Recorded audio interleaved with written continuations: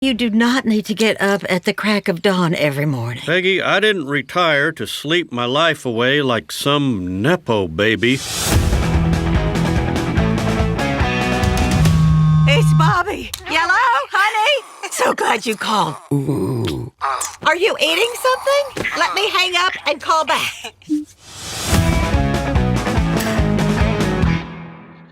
All right. Hey, my brother, how you doing today? I'm doing fine, Nazir. Is it Nazir or Nazir? Niger, Niger. Nazir, Yep. Nazir, Nazir. I want to make sure I get it right. Having a name that's hard to pronounce, I want to make sure I get it right. Absolutely. And same to you. Is it Saladin?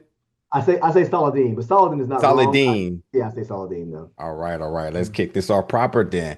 My name is Niger Chambers. I'm from Big Goat Belt Media. Saladin, is a pleasure to talk to you. Congratulations. All things the revival, Hulu's King of the Hill. It comes to Hulu for season 14, all 10 episodes, August 4th. My brother, how you feeling? I'm feeling good. How you doing, man? Good, good. How was your San Diego Comic Con? Comic Con was a great experience. It was exhausting. I'm not gonna lie, it was exhausting. It was a lot of stuff, but the panel was very well received. We showed for the first time a full episode, our episode two. The audience loved it, man.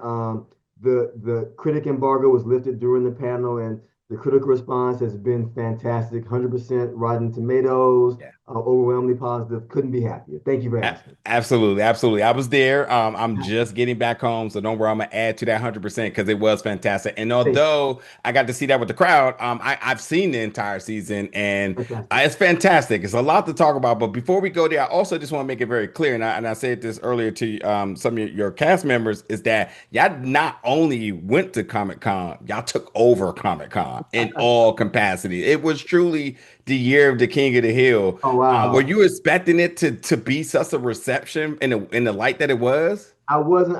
Certainly so happy that we had the strong reception, man. The fact that the active King of the Hill activation had a 5 hour long Yes, line, even I on couldn't. be- Sunday.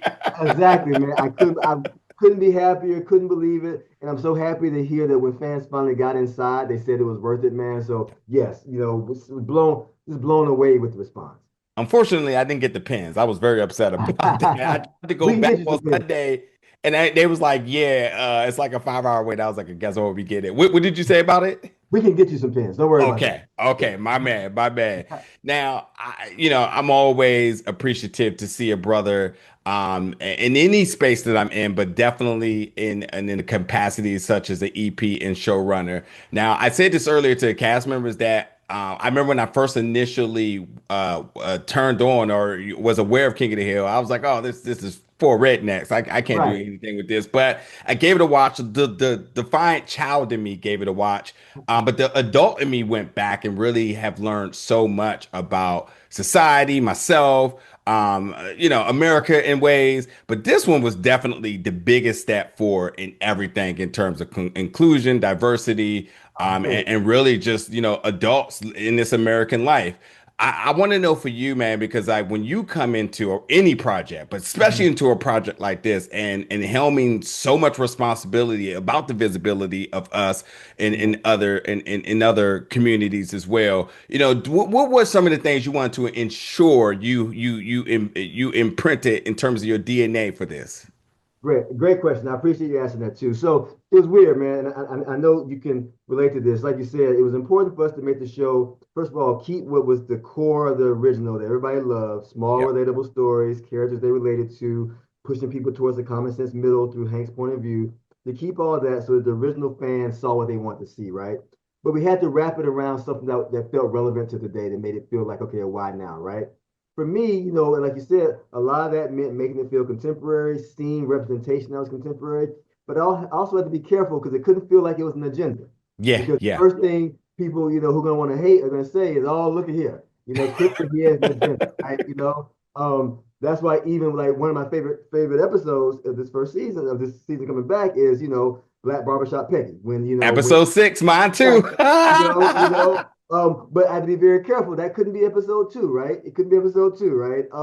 But it still represents a reality of Dallas and a reality of that world and a reality of who Hank Hill would be interacting with, right? And so the way that we approached it was, and we all took a field trip to Dallas specifically before we, meaning the writers, Mm, um, to kind of look and see what Dallas was like now and specifically ask questions. How has Dallas changed in the last 10 years? We Yeah. visited the news station and everything, and people commented on Dallas is more diverse now. And that's something that if you live here, you're going to experience it. And Arlen isn't Dallas, but it still represents a part of Texas that would experience the same thing. Yeah. And that felt like something that could still be true to the show. Now, to be fair, I do want to point out the original King of the Hill always had black characters. Bernie Mac played a character, Chris Rock Yep. played a character, Snoop Dogg played a character, you Yep. know. Yep. So it wasn't that it wasn't like Friends where there were, no, I'm sorry, I love Friends, but it wasn't like where there's very rarely a black character on there until Aisha Tyler, right? Yeah. That being said, it's certain the original King of the Hill was progressive for the time in terms of having Asian characters. Yeah. Yeah. Now the Asian characters are voiced by Asian actors now, which Yeah. is how we have continued to try to, Yeah. be progressive with the time. And that was also important, right? So it was important to make it feel like a show of today without coming across. This was not going to be a woke King of the Hill, right? Yeah. Whatever ridiculous meaning woke has now that the right has usurped. Talk to him, brother. Come You know on what I now. mean? Yeah. So it certainly isn't that, but it's a real King of the Hill, and my argument is it's a funny King of the Hill. So we Yeah. always start there. Yeah, absolutely, absolutely. Well said, man. I gotta cheat a little bit here. I know the world they get to check out season 14, August 4th, all 10 episodes drop. How far ahead are we thinking? Because I'm already ready for another one. Man, so we've certainly been having story conversations, man. Look, if the fans respond as strong as the critics have responded, as we're hoping, then hopefully Hulu sees what they need to see and not only pick up a second season, but more seasons, because we certainly have more stories we've already talked about, that we want to tell, other things we've already fleshed out, that we think that fans are really, really gonna love, other old characters we want to bring back, So yeah, Mm. there's a lot more life left to King of the Hill in our mind.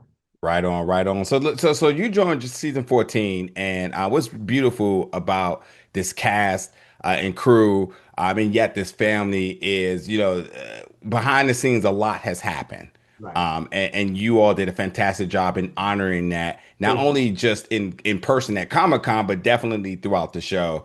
To be able to honor characters and excuse me, actors who have passed, who have contributed to the show, folks who's also not only just actors, but other folks who contribute to the show, all getting love throughout it.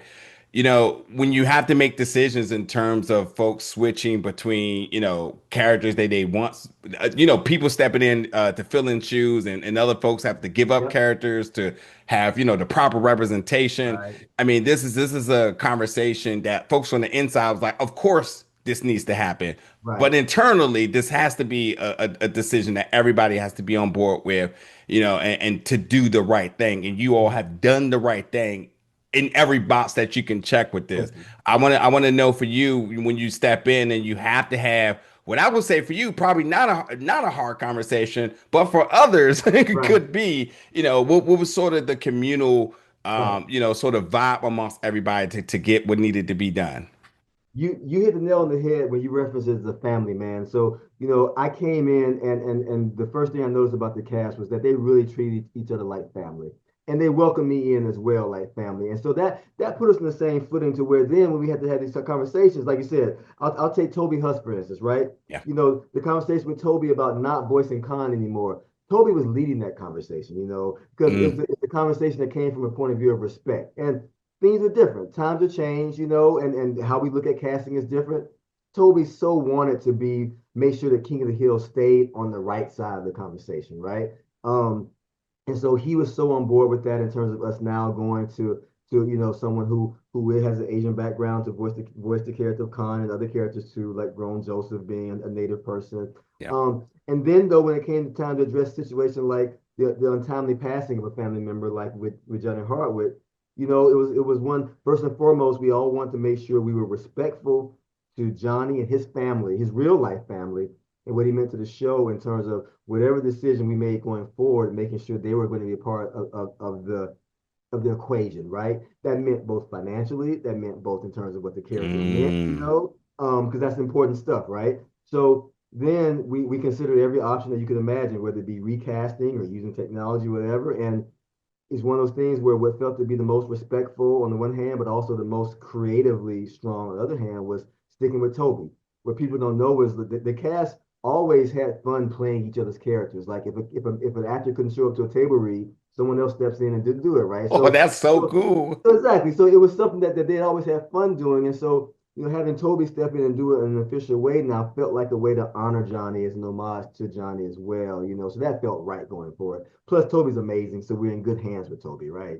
Yeah. Yeah. No, truly, man. And you showed the cards, the memorabilia cards Mhm. at Comic-Con. And yeah, I peeped it, by watching it through beforehand, episode 7. I was at tears after. I was like, that's such a beautiful thing. And it's a small tribute. It's these small kinds of these small acts of kindness that just goes a long way that and typically you would think they're a given, but they're not. And then you Not double down unfortunately, right? again at the end of the season. I'm just like, yeah, this reeks success just off these little things Oh, alone. thank you, man.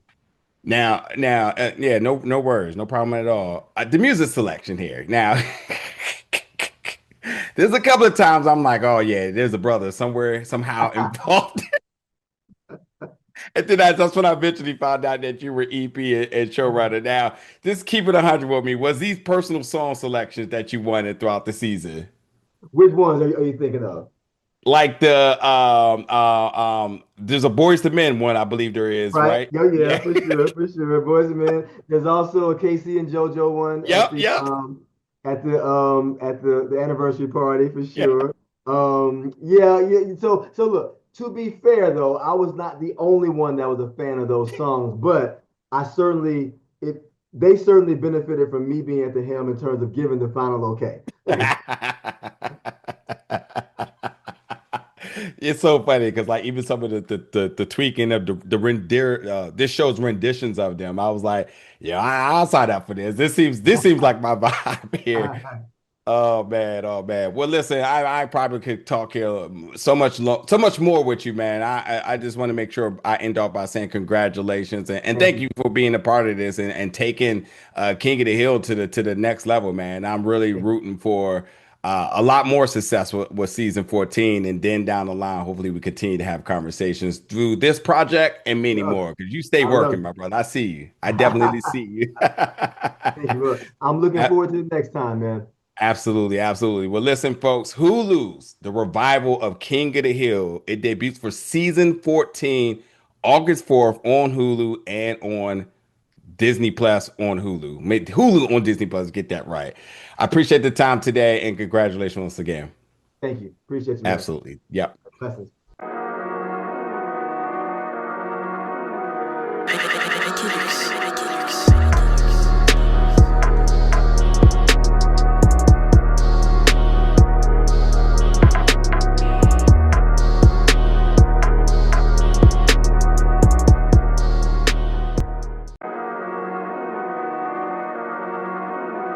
Ridiculous.